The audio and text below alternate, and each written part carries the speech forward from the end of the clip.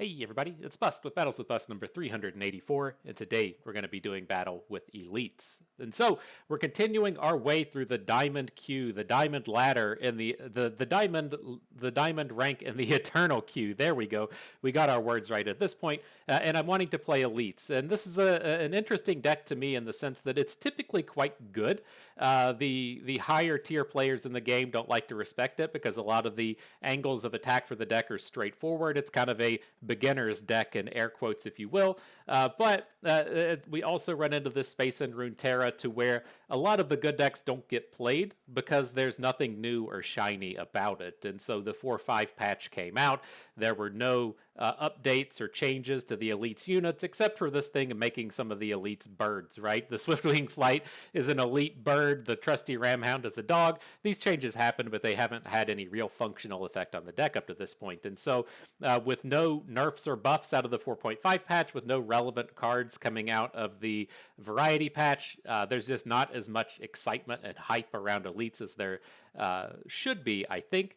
And so people just aren't playing it. And so that's what I'm mainly wanting to kind of get out of this video today. I want to play elites in the diamond queue, just see how it feels, see if it's meaty enough to withstand the poppy zigs and the discard aggros of the world, see if it's resilient enough to handle the control decks of the format, or if it's just something that perhaps it's not being played because it's just not that good right now. It's good to come in and get this investigation in, though. And so, to speak to the deck itself, this is a deck that's all built on virtual card advantage. If you're not familiar with the idea of virtual card advantage and what you get out of it, if you think in typical terms of card advantage, you play one card and then you get to kill two cards, or you play one card and you get to draw two cards. So you play the card Improvise, there's one card to play, you draw two cards, you've gained one card of card advantage. But the idea behind virtual card advantage is, let's say that our opponent has 2/3/3s on the board, and then we play our blocking Badger Bear, the blocking Badger Bear being a 4/4.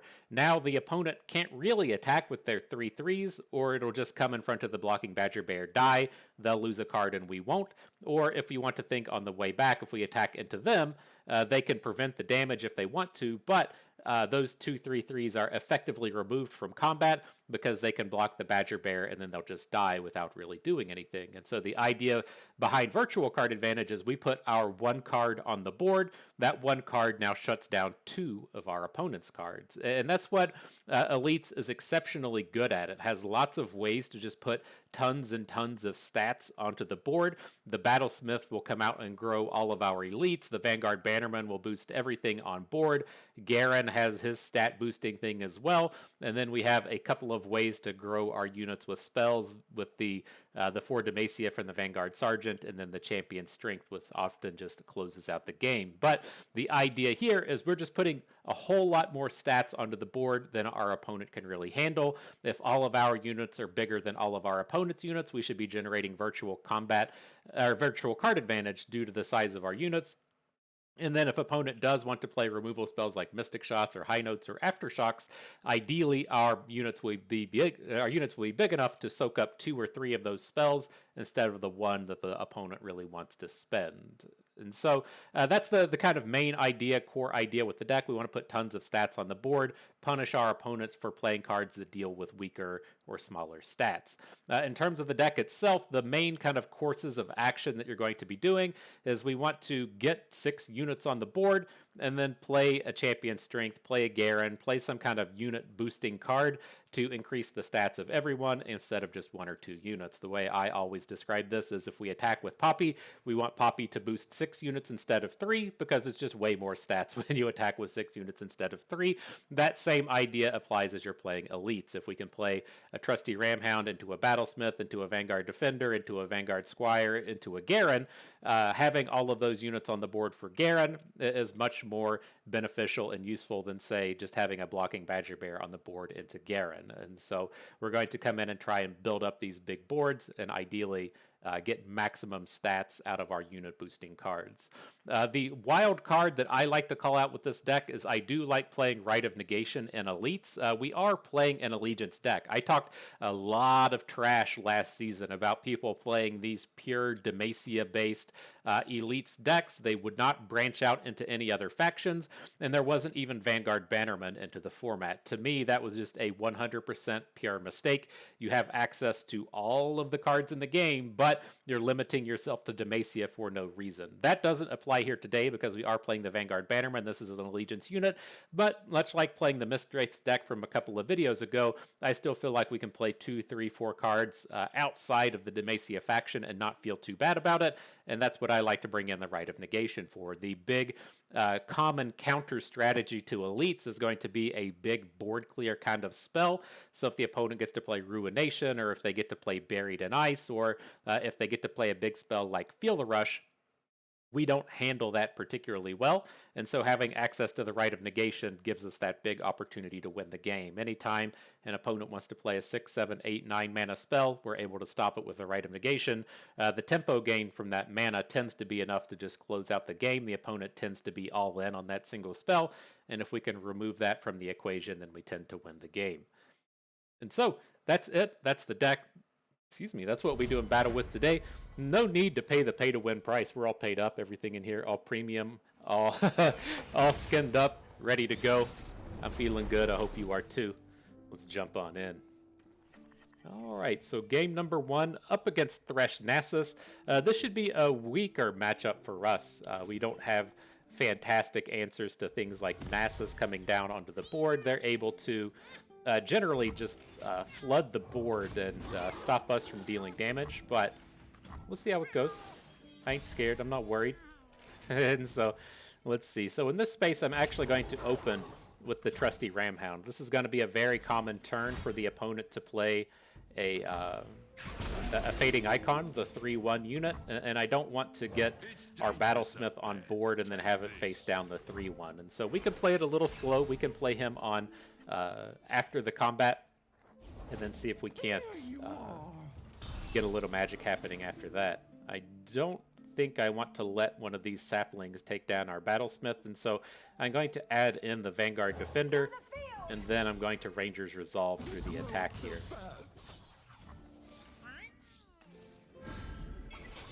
Yes, we're going to have a big old bunch of stats coming down next turn if we get to play the Badger Bear into the Vanguard Squire, giving them all the +2/+2, and then opponents still wanting to deal with the Battlesmith.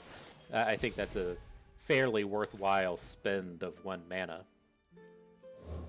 Now picking up Cythria makes it even better if we're able to Badger Bear into Cythria into Vanguard Squire.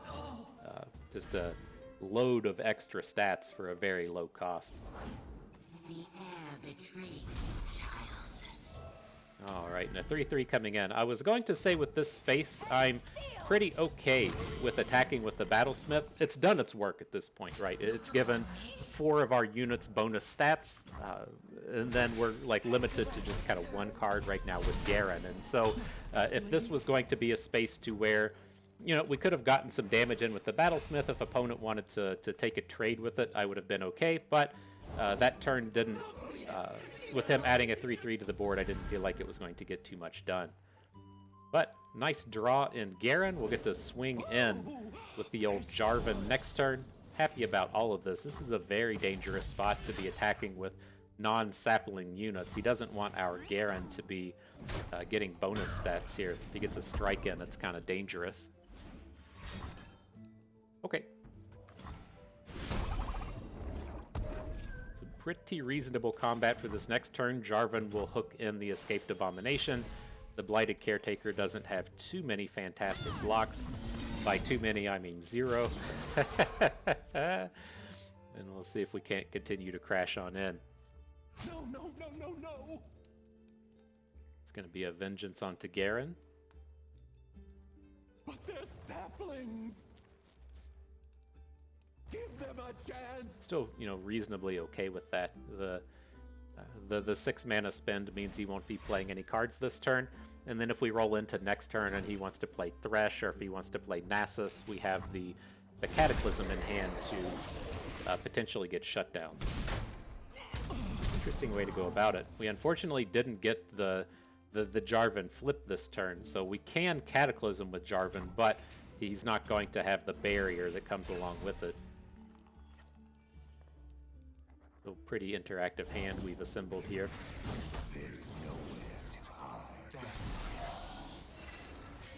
So Thresh comes in. That's all around kind of awkward. Let's see if he takes a hook. He does have regenerate, and so he could be in a spot to where he actually wants to come in and make some magic happen with this Thresh.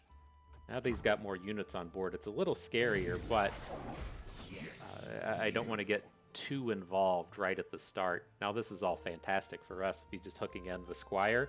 I felt like opponent was just going to pass here. That was it seems like a much stronger play for them. But champion strength, not a bad draw. let's see if they got that ruination or if they've got that counter spell to stop it. But yeah, on that previous turn, I didn't want to be in a spot to where we say Cataclysm into an Escaped Abomination and then opponent hooks behind with the Thresh or something. That's not going to be it's not going to be fun times for us at all. But they're saplings. All right, so this will get us the Garen flip and the Jarvan flip, assuming this stuff all just dies here. We could look to go ahead and single combat the Thresh if we don't want the Thresh to flip, and I think that that's pretty reasonable. Opponent agrees. It was reasonable, Bust. Good job. GG. And on to the next one. So, I was wanting to have a kind of off-topic discussion today. It's a little linear to Runeterra with the LCS. I haven't followed the LCS in probably like a decade. It's been probably right around a decade since I really followed along. Whenever I'm a Cutie Pie and those guys were on Dignitas was the last time that I really followed along with it. But I saw that they had a contract dispute of sorts with the players, and the players just kind of walked out on the league as a kind of strike move of solidarity or whatnot, and that one actually has me kind of worried for the league. It feels like a lose-lose situation for everyone involved, and so one of the things that I was kind of thinking of offhand was, you know, I don't want to say that like the players just have it good, you know, like I'm all for these dudes just getting the bag while they can, but if you want to look at the kind of overall state of esports, there's a very limited number of people that can actually eke out a living playing video games. Like if you want to look at Legends of Runeterra, I bet there's like 4 people, right? And none of those people are actually in the competitive scene. And so if you want to look at Runeterra, you're going to have like Mega Mogwai. He's probably doing okay financially. You're going to have what's his name? Sonny's doing well. And then you might have a competitive player or two like Majin Bay that's kind of making it. Like I'm not sure how the mastering Runeterra folks are doing in terms of money. They, you know, hopefully eking out a couple of dollars. But this is not like a real financially sustaining system that I'm kind of spouting out here. This is a couple of people that are able to make a dime, and then everybody else is either just, you know, in the grind, hoping to make a rent one month, or just doing it for funsies. And so you see it kind of like across the board with a lot of esports, and I hope that these people are able to get what they're looking for and get their monies and get the bag. But it was wild to me to see that some of these people were having like multi-million-dollar contracts. The thing that I kind of equate it all to is if you look at baseball, like I have some friends that were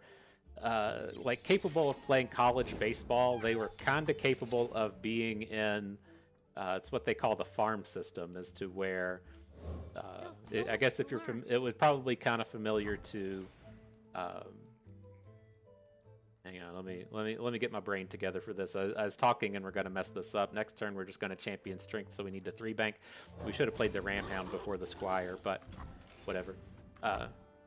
but in the sense that you have the kind of like Premier League, you have the big league, and then you kind of have like the B team players and the C team players and the D team players, and the ones at the bottom are, you know, maybe making a paycheck, but they're mostly there just for kind of the dream.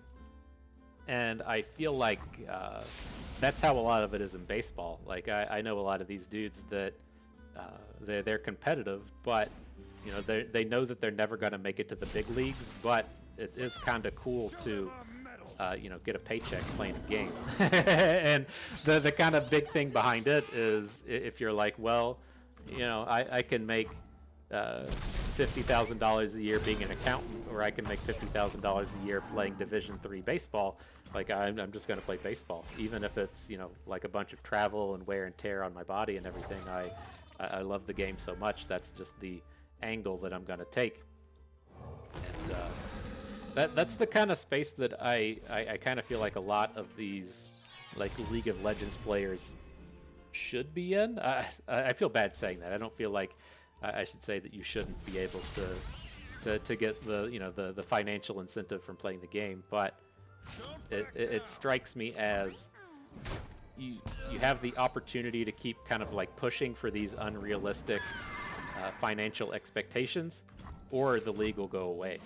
And I ultimately think that that's probably what's about to happen to the LCS. The way that I have no insider knowledge whatsoever, but the way that I kind of figure that this has happened and the way that this has panned out, if you're not familiar, the LCS players walked out as a kind of move of solidarity, unhappy with how Riot has been doing things. Riot has said, okay, well, we're still going to run the league, and so go do your thing. We're gonna bring in outside players to kind of finish off the season. And ooh, got that one paying a ton of attention, huh? And so the way that I kind of see this as an outsider with no real investment in the matter is Riot's basically saying we're not making any money, we're actually losing money on all this shit. We've got all these contracts in place to where, I don't know, Kingston HyperX has to have so many minutes of ad views per the season. They've already paid us all this money. If we don't try and put forth the season, they're going to sue us. And that's just like ultimately the way this stuff works. You know, you call in Mountain Dew, you say, hey, Mountain Dew, we have 5,000 18 to 24-year-olds that tune in for 3 hours a week. How much money do you want to pay us for this advertising space? And they say, oh, okay, well, here's how much we'll give you for those 18 to 24-year-old eyes. And they say, cool, let's sign a contract and get it up and running. And so then when the season comes and they're like, oh, by the way, all of our players decided to sit out this season, there's not going to be a season, do you just want your money back? That's not the way that things go down. That's not the way that things work. And so I ultimately feel like that's what has just happened with the league. And it just sucks for everybody, right? I really don't feel like there's a winner in the players sitting out, but I hope they get it together. It's unfortunate to have, you know, a big investment in the game like this and then have it disappear. Like I don't know what happened with the Overwatch League, if like how hard it just failed. I knew it was a thing for a while. And it feels like there was a big investment in it, and then it's just gone now. So I don't know. I don't have the answers. I just have the casual observations, but it seems tough. The journey ahead is long. All right, though. I'll stop talking about that stuff. You can roast me in the comments for not having for not having good takes on it, but I hope it's good for everyone. The other thing that kind of got me thinking of was when we have this space in Runeterra, even as to where a set comes out or a tournament doesn't go well, and then the community just starts going into a massive bitch fit, which, you know, to a degree they should. You know, it's a space to where you know, you're expecting like a certain level of professionalism, and then your expectations aren't met, and so people go out and start bitching about stuff. But the thing that always really kind of like hits hard for me, and I know that sucks so much, is the Ruben Zoos of the world and the Dave Guskins of the world, and then the people behind the scenes at the Legends of Runeterra Riot page or whatever, they're real humans that give an actual fuck, right? They care a lot about the state of the game and that the game exists and goes smoothly, and all of us dum-dums get to have a good time enjoying their vision of what a fun game would be. And to have something poorly go happen, I know it's devastating to those people, and I think in the same sense, a lot of that has to just be happening at Riot, as to where, you know, there's dozens, if not hundreds, of people that are involved in the creation of the LCS, and they want nothing but its success. And to have stuff like this happen has to just be soul crushing if that's your life's work, what you do for income and stuff, just kind of just failing of sorts. Sucks. All right, I'm gonna quit rambling about that now. We're back into the game. We've done a decent job, right? We've been winning these games. We've been putting stats on the board. We haven't been attacking our smaller units into the opposing bigger units, getting us in a pretty decent space here. And so now with this, if you're not familiar with this interaction, you can still Cataclysm while stunned. And so opponent stunned our Jarvan, looking to get that Cataclysm in, remove his units from the board. I assume if we get into the next turn, we're just going to win the game. And so I passed up on playing Champion Strength. I tried to take down our opponent's only real unit on the board. We're going to have to come in here and block something, but we should now be able to win. Opponent's going to need an answer for at least 2 of these dudes that we have right now, and that should be fairly tough for this deck to do. I'm killing Jarvan. That's more of a problem and an issue. I did not see that one coming in.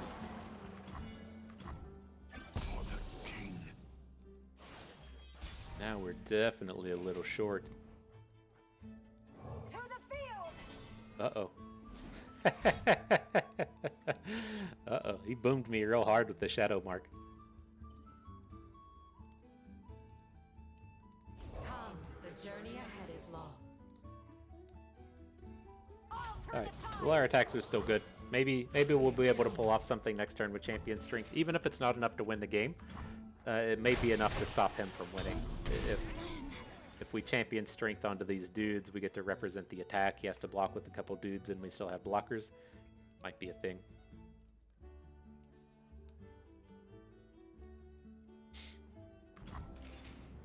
Oof. Rite of Negation. Kind of interesting. There shouldn't be too many spells, but I was going to say, if he wants to come at us with something like a Dragon Ambush, we might be able to sneak this one out if he comes out and spends a ton of mana that doesn't really help win the game. I think we're still going to struggle here, but opponent apparently believes in the old emotes.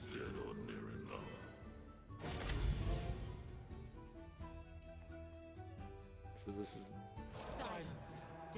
going to be a couple points damage. More than a couple. Alright, GG.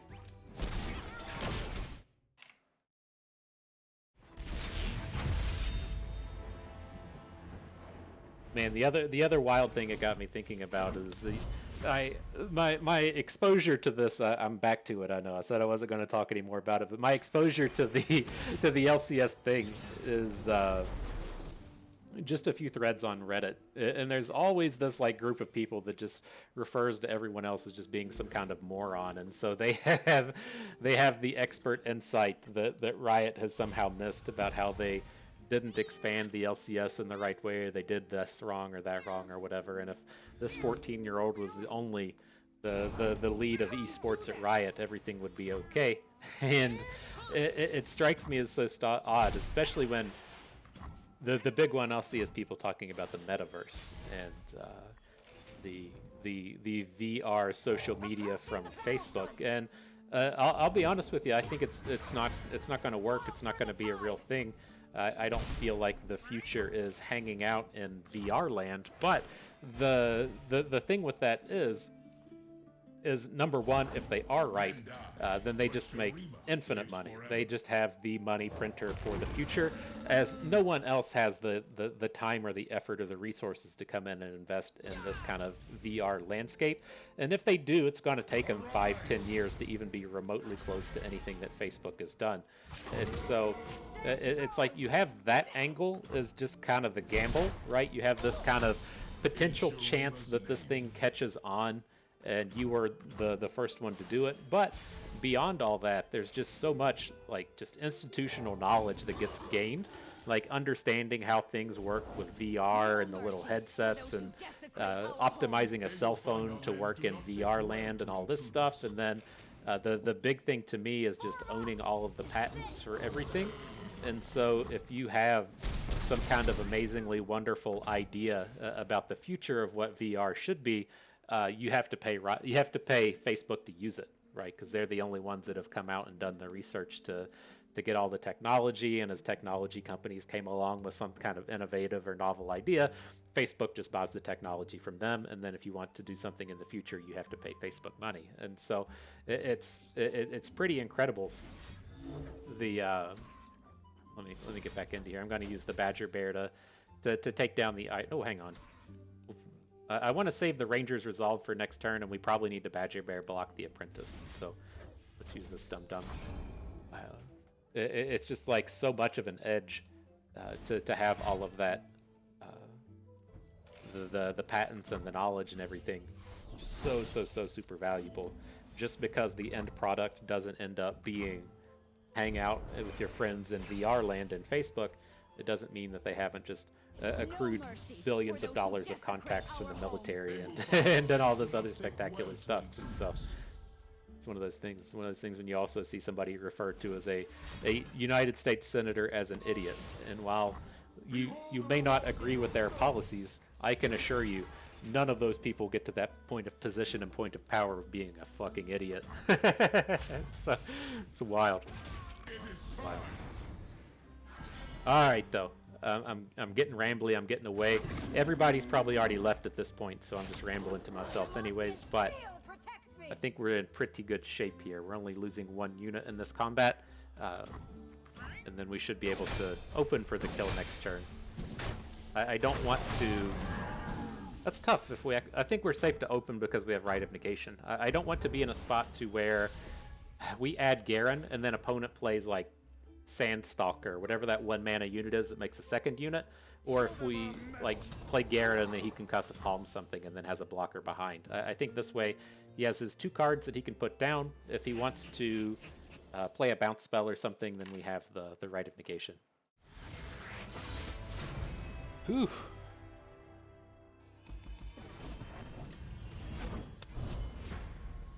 All right, back on topic. Did you all watch Game 7 last night of the NBA Finals? Who's ready to talk about Runeterra? Did you see Jason Tatum bend his ankle right at the beginning of the game? That's tough. That feels bad. That you hate to see, kind of like peak battles, peak combat coming together, and then just have the key player of the team snap his ankle on the first turn of the first turn of the game, literal first turn of the game. And in basketball parlance, he hurt himself. It sucks. It's like anytime, like as a Kansas City Chiefs fan, anytime you see Patrick Mahomes like pick up the ball and start running, like the entire city of Kansas City like collectively gasps until the play is over, and then Patrick gets up and you're like, okay, that was good. He didn't hurt anything. He didn't snap anything. He's back in the game. It's so brutal. And so as much as I don't like the Celtics or the general attitudes of the Boston fans, that is such a bummer to have that dude go down so hard right at the beginning. All right, though. Up against Nora. This is the Nora Timelines deck. Nora with PNZ. They're going to play concurrent timelines, try and Banana Blaster our units down. We're getting, reasonably far ahead up to this point. This is going okay. With this turn, it's tough. We can add the Banana Blaster, but it doesn't do a ton. We can add, or I'm sorry, we can add the Defender, but it doesn't do a ton. But I do like taking the 3-bank out of the turn. We can add the Vanguard Bannerman, but this isn't very many units to boost, and so I think what I want to do is just open attack. I don't want to give him a chance to put a bigger unit on board. He shouldn't have too many bigger units, but he does have a chance to get some bigger units down. This is all fine, but like, I don't think we're going to get too much value out of this Vanguard Defender trying to attack this round. What up, bud? We got a kitty? You've paid no attention to the games, just rambled on about bullshit. Why not get a why not get a kitty involved with the video? I gladly serve. Let's see what we can do.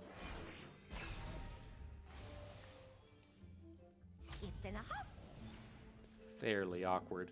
I think we can, like, he doesn't have any portals up to this point. I kind of like the idea of just getting Garen down. We're just a couple mana away from this not being weird. We fight for those who cannot. Oh, come on, bud. Here we go. It's this guy. It's this kitty. He's gonna say, "What up, internet?" He's not like being picked up. He's not enjoying himself, but you made it. You made it to the internet, bud. Why don't you get your claw stuck? There we go. All right. Oh man, shit just got wild. I was hoping that we would be able to Jarvan into the Nora. Jarvan's gonna hit the Dawn Speakers now, which I guess isn't terrible. It's not a unit I really want to have just hanging out on the board, but I think this is starting to turn. Now we can Concerted Strike the Nora next turn. 2 turns from now, Garen will be flipped and getting the rallies. Just we picked up a very expensive hand at the start and didn't get to flood like we wanted to, but with opponent not drawing timelines, I think that we're doing just fine. There we go. Kitty's ready to hang out now. He just needs some scratches.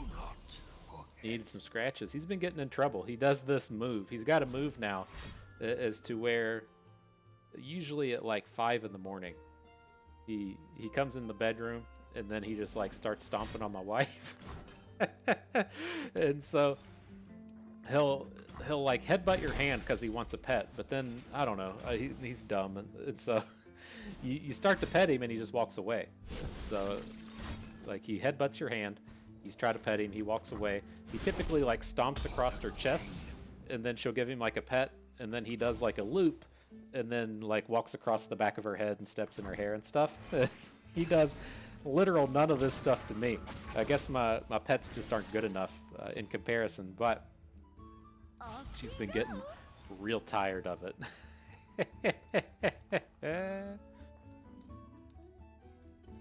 But all right, how are we handling this turn? I think we can lead with the single combat. Let's go with Garen and try and get the flip, and then if opponent tries to play some kind of card behind, we can go for the concerted strikes. But with this board, I'm kind of envisioning we're gonna play the Swiftwing Flight. We're gonna play the Vanguard Squire, and then next turn we could play the Vanguard Bannerman. Just have this completely full board of giant dudes, and just crush. That's what life's about, you know, just crushing.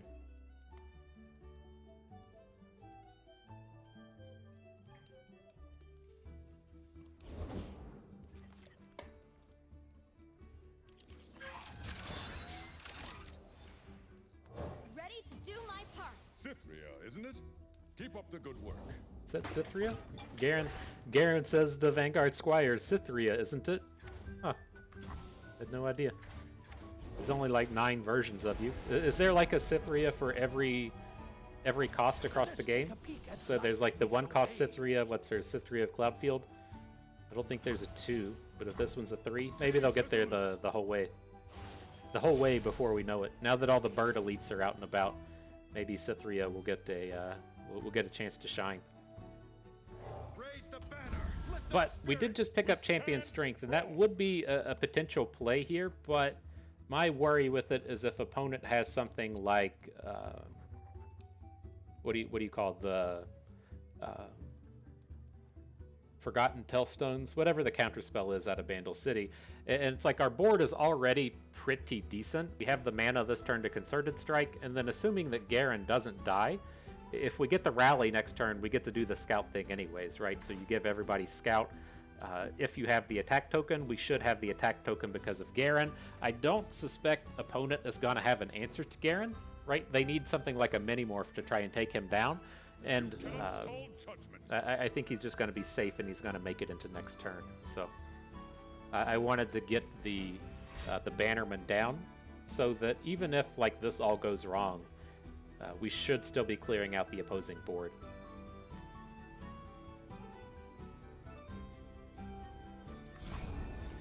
Show them our metal. Take steel. All right, something like that. We'll just hook in as elusive. Let him get some bad blocks across the board. This definitely makes me feel good when he puts the one attack unit in front of Garen. He's not going to get burned down now. So if he wants to play, you know, Banana Blasters and try and kill off our units, you can Concerted Strike the Banana Blaster. If it's not on board, it doesn't actually deal any damage.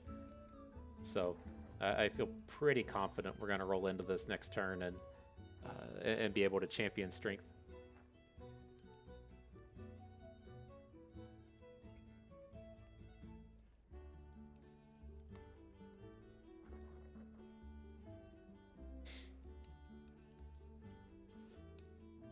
Whew.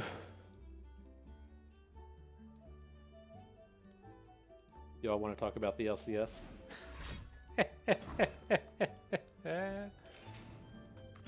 We've been so close, so close.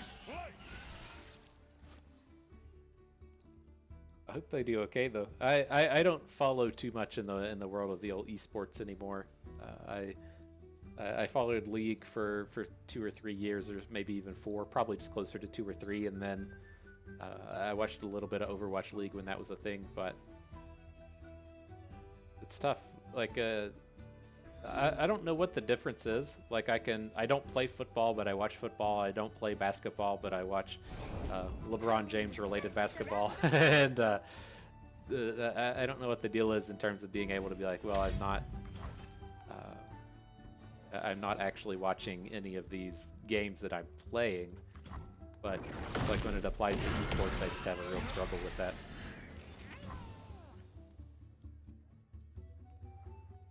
I'm gonna be real with you. I didn't even realize he had Ram Stance in hand. We've been paying many attentions this game. I didn't Concerted Strike the Nora because I just didn't feel like it was necessary, but apparently opponent had a trick up their sleeve. Not a bad draw with the Vanguard Squire though, just an additional unit that we can throw down on the board before we play Champion Strength. Also gives us like a little bit of knowledge as to what opponent's going to do if they start with the concurrent timelines or if they start with the Risu the Risen Storm. We get the good knowledges.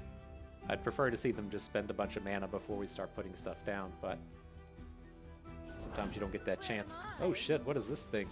Everywhere. When you play a created follower, summon an exact copy.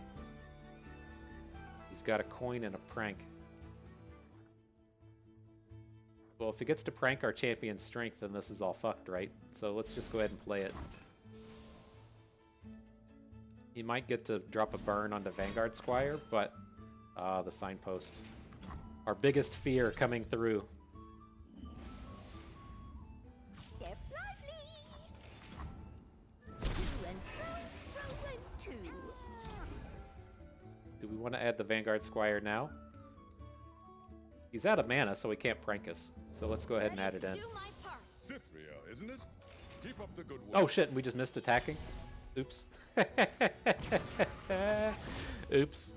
Oh my gosh, I'm losing it. I'm losing it. I hope you all like the talk of the LCS and the NBA, because we are certainly not putting forth any good LOR content today. Oh my god, what a fucking shit show. You just don't even use the rallies, huh? Don't attack with that, Garen.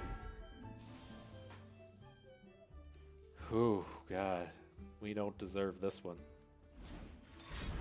There's the mini morph day. Talk about a day late and a dollar short.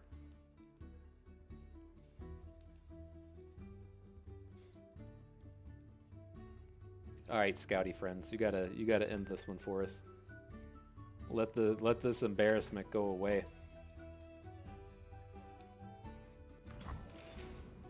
I'll turn the tide. All right, let's give this a shot. All right, coins coming in. Get that bonus mana.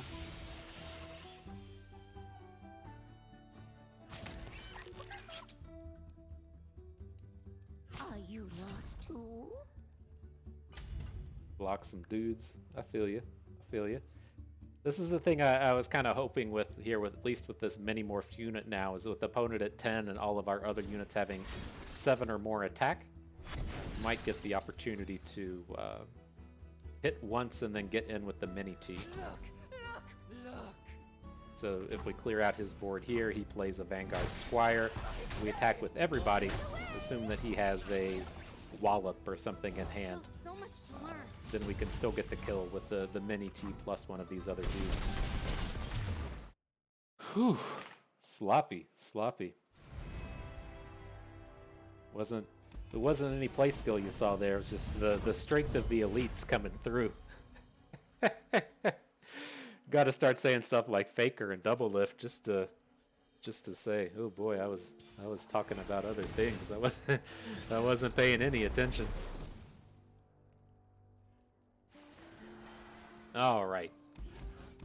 Up against Trundle set. I think we want to get rid of everything. We really need to be finding our 1s and our 2-drops here. The Badger Bear is kind of a tempting keep, but we need to really come out the gates and get out in front of this deck. And then hopefully we either get that turn to just like shut down a Buried in Ice or shut down their big Trundle play. And then we can, like if we shut it down with the counterspell or win with Champion Strength. But I think having a no cheap play hand into Badger Bear is just asking to lose. Now this is an interesting one with the Battlesmith. I'm going to give up on 1 point of stat here, right? We're missing out on giving the Vanguard Defender the +1/+1 just to get this extra damage in right now. And it does help our units survive things like Avalanche. Both of our units survive that. It helps survive against things like Blighted Ravine as well.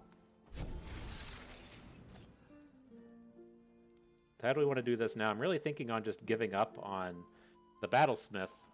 Like, do we ever need a Ranger's Resolve next turn? It's like if he plays a Trundle, we're not going to Ranger's Resolve through it. And then if he plays an AoE, all of our units are big enough to survive. And so I think we're just going to give up on Battlesmith here.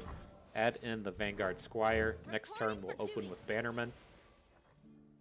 And then just come at him with the stats.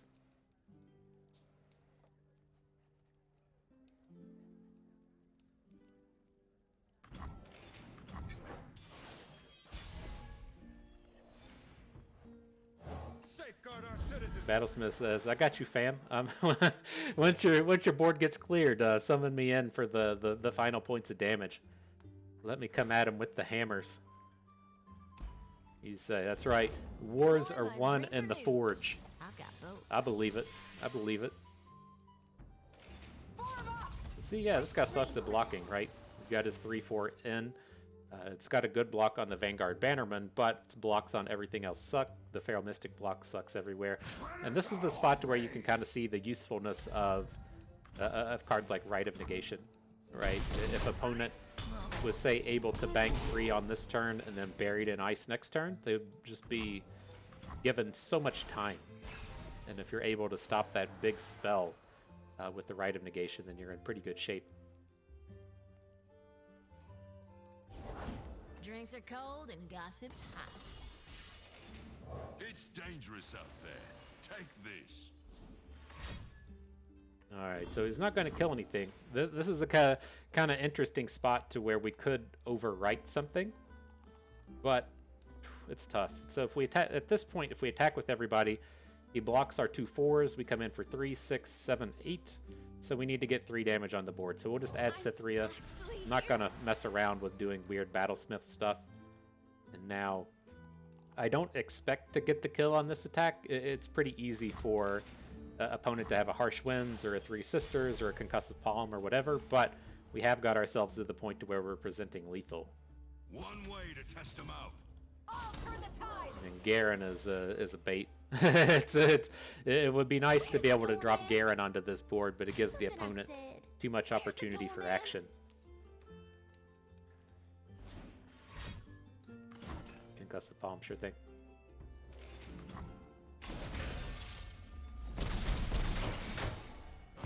This is where you just need the big spell, right? We need to counterspell whatever his Buried in Ice is next turn. We need to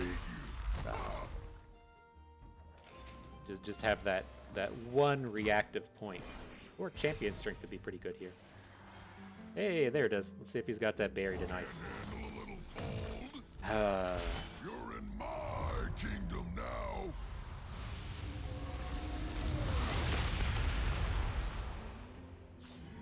Alright, well, here's the thing.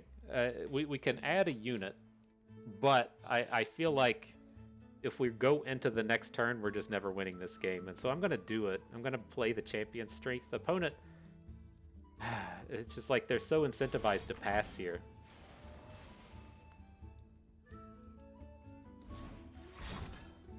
Okay, that's fine. But we don't lose all of our units here. Something for your nerves. And set. Okay. Time to give them a show. So he should be show stopped, right? He spent 12 on the turn because he spent 8 on Ice Pillar.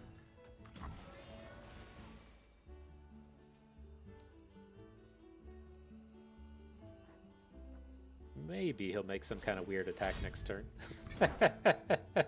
That's what we're hoping for, right? Just do something weird, do something dumb. This one's gonna hurt. I promise.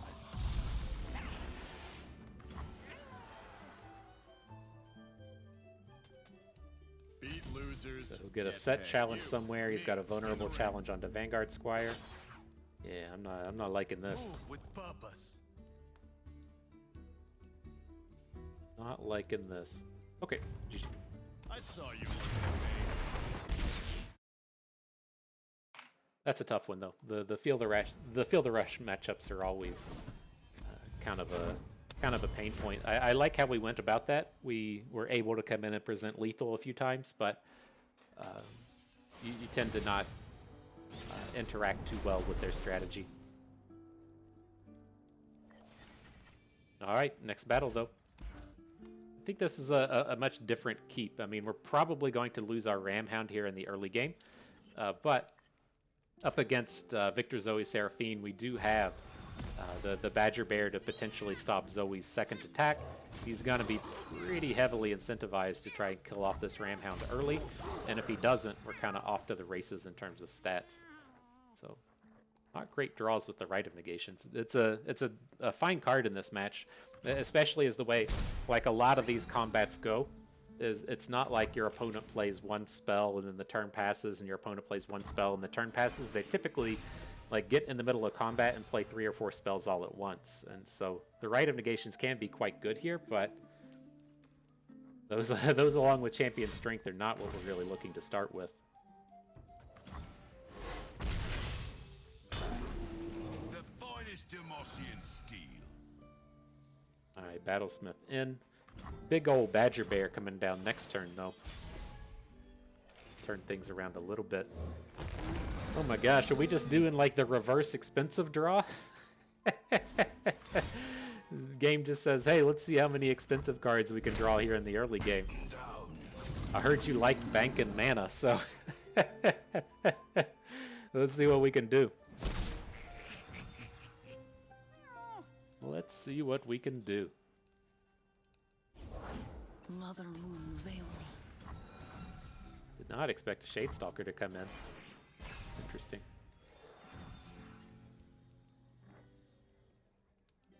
Hi, Garen. You're here. I hope you're ready. We're counting on you to do some work. I wonder what opponent thinks when they see us pass here. I mean, it was just such a ridiculous turn to not play any cards. It's interesting.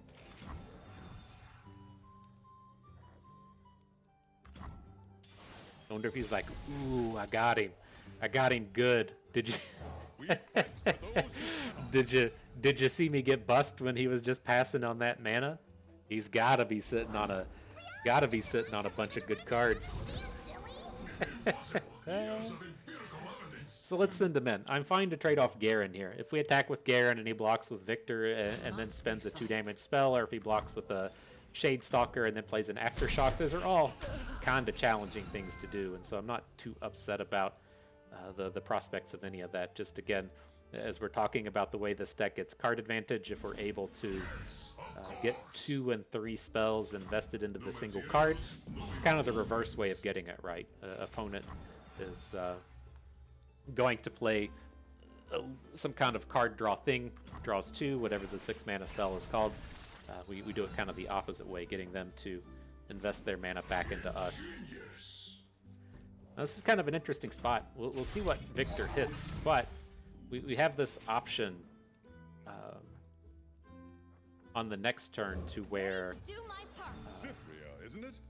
we can just try and roll out the Champion Strength. He shouldn't be able to counterspell it. So I'm curious how this goes. He just freshly hit Challenger on Victor directly in front of our Vanguard Squire. Ooh. Well, it's gonna be a it's gonna be a rough day for Garen out here now. But next turn, do we want to go for Champion Strength, or do we want to try and Jarvan into this Victor? And it's tough. It's close. Like, I don't feel like we're particularly far behind. Like, I think it's probably safe to say that we're even ahead on this board. Zoe's not close to flipping. We can send Jarvan into Victor. We do have the Rite of Negation in hand, so if he tries to send that big that big chain of spells at us in the middle of combat here, we have the way to stop them. I don't think we're going to get the kill this turn, but I think we're going to effectively end the game this turn. It's a very dangerous no block. You just get smoked by every Another brilliant design. And so you get smoked by every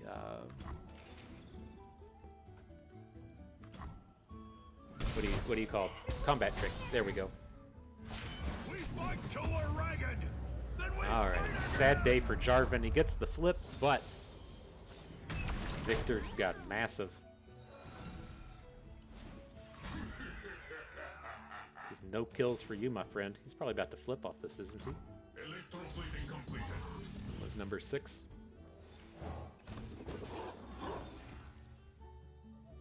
We'll drop the Ram Hound. I don't think there's too much reason to bank Rite of Negation mana here. I don't see anything that it particularly does for us. Always forward. All right, rip Jarvan. Yes, of course.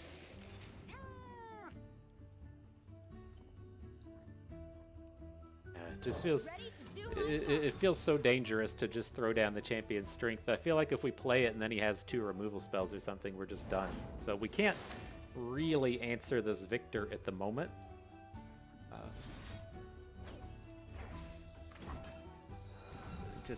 Maybe that's rough. It's like ultimately, it's like I look at the stats of our units on the board and it's like, if he's got like a burn spell and an AoE, then we're gonna fail on this. But we are still short of doing like a Rite of Negation into Champion Strength. We can do it 2 turns from now, but not on this upcoming turn. Still just ultimately feels safer to slam everybody in right here. But at the end of the day, like, if this Victor hits lifesteal, like, how do we win the game at that point? He just hit it. Like, that's the one I was thinking of counterspelling. It's like, well, if he hits lifesteal, we're done. We're dead. We're smoked. And he of course hits it. I don't know what the percentage chance is there. How many keywords are there? Like 10? Now this is actually quite scary of a star shaping. In days of old, I wouldn't worry about that star shaping. But now, if he's got access to stuff like supernova, then we have a lot of opportunities to just get ruined.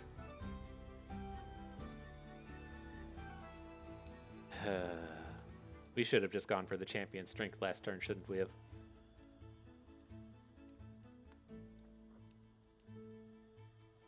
But, I mean, In the name of our land. we have a lot of options here. I mean, he has to block with Victor. So if he blocks with Victor, he does get to gain all of the health back, but there's nothing to stop us from, say, attacking. He blocks with Victor. He's doing a bunch of dumb shit right now, so he's not going to be able to play a supernova, and then we can just play champion strength after combat, assuming this Victor dies. But we can even wait till next turn if we really need to, but I think that's where we're realistically about to get.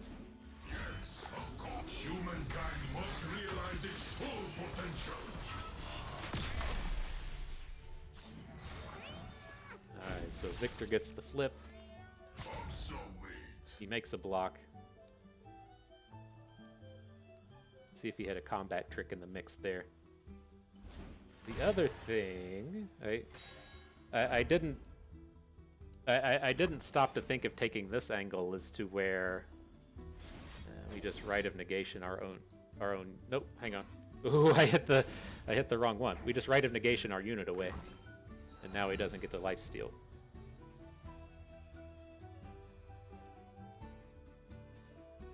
Zing.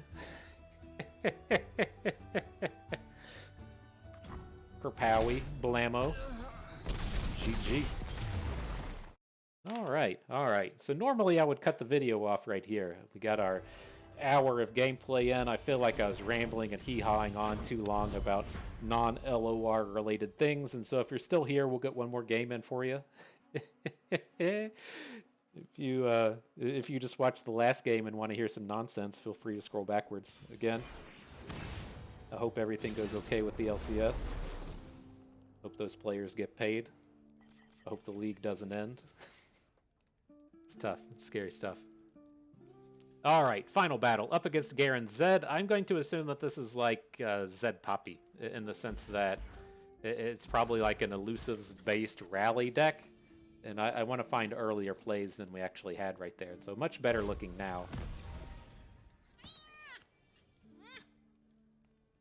Zed's always on the scary end of things.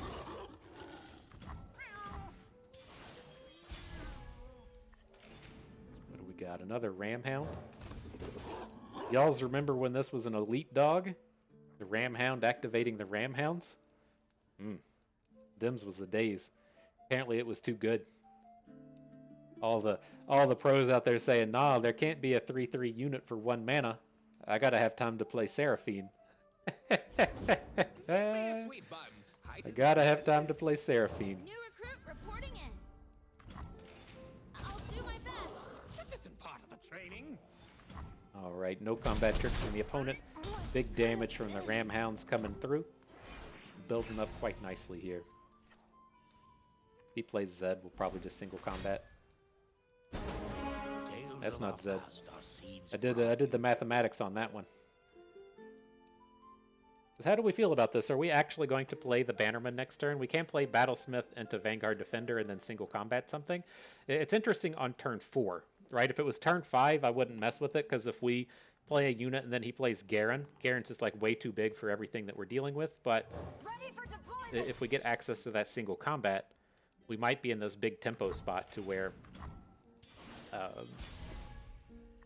we get to kill the opponent's 4/4, but or the opponent's 4-mana play. Fuck. Oh, and he played Mobilize? Oh my god, this is a fucking disaster. I think we have to give this a turn now. Well, we're about to draw a Rite of Negation. Everything I didn't want to have happen there just happened. That was massively painful. Oh my gosh.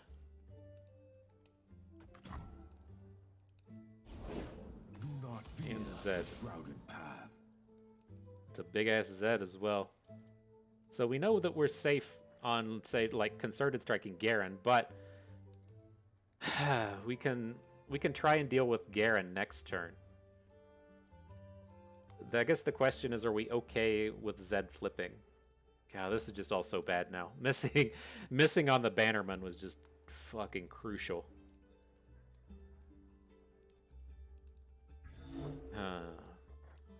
Right, now that all of our units just die to his elite birds.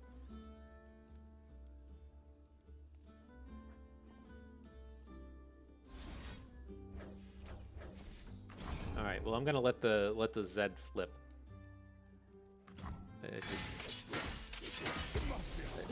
Like we have to use the concerted strike to take down Garen, and we just start to fall like really far behind if we say like let this combat happen, block something, and then single combat into Zed. Like that just feels miserable. This hand doesn't do fuck all now. This is such a brutal Bannerman.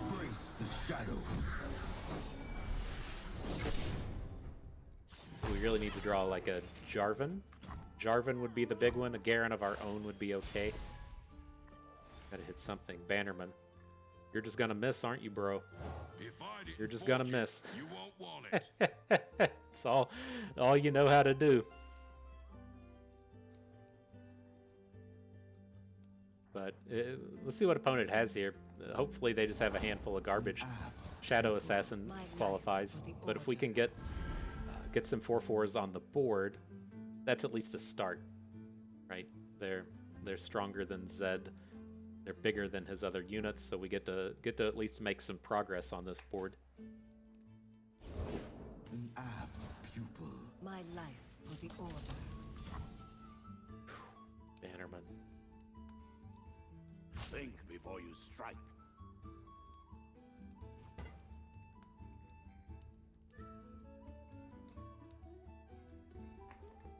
Still in it though. We're still in it. It's like if he attacks with Zed next turn, which he's most certainly going to do, we can at least say block the Living Shadow with a Bannerman, and then just single combat into him. Like we have some reasonable courses of action. He's not lethal at this point either, and so you don't necessarily have to block him. A concerted strike. Okay. Well, I think the big thing with this board is we can take the 4 from the Shadow Assassins. The thing to worry about here is going to be, say, opponent open attacks. He does the 4 damage with Shadow Assassin, and then he plays a Relentless Pursuit. Yeah, this is most certainly going to be a rally turn. Most certainly. And so I'm not playing Concerted Strike this turn. Oh! Take that back. Take that back. This isn't a rally turn. Undo those mathematics, please. That is a bummer to see Zed get so big. Like, so what happens here? You just like no attacks with the Vanguard Defender? Okay. So then he gets to produce the Living Shadow.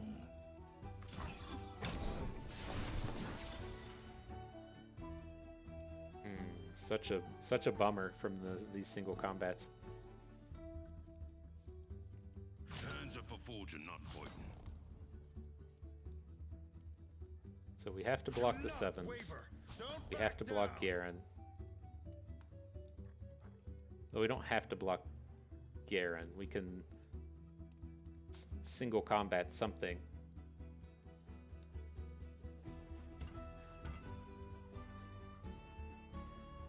Defend our banner.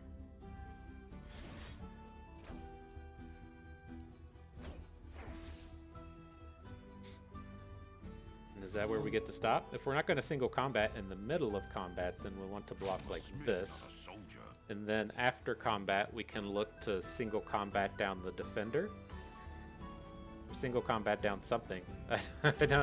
I don't see us winning this, but let's see. There's something there, maybe.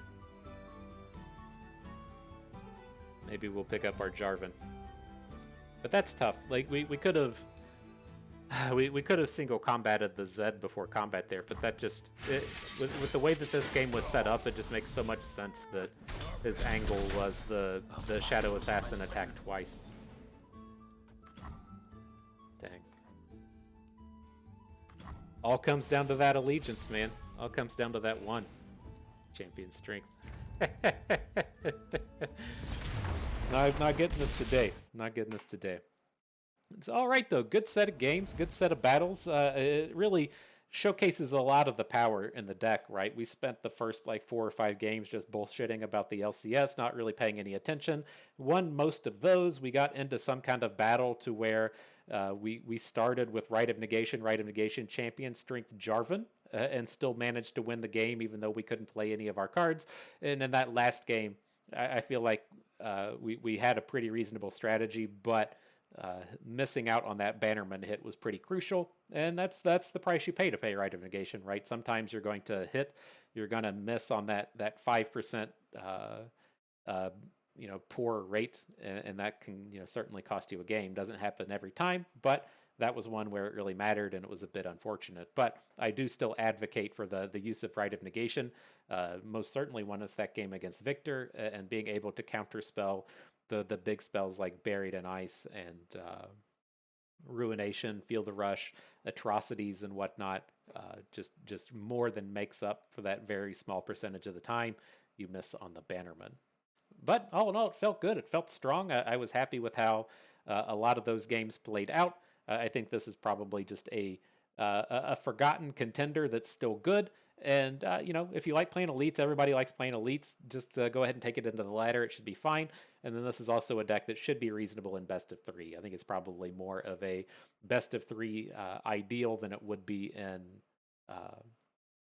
the ladder, but it should be strong enough to compete in either format. So, good stuff. I had fun with that. I hope you did too, because that is going to do it for us today. And so I hope everyone enjoyed the video. Hope you maybe learned a thing or two along the way, and you had a good time watching. So this is Bustin' Me. Thank you for being here.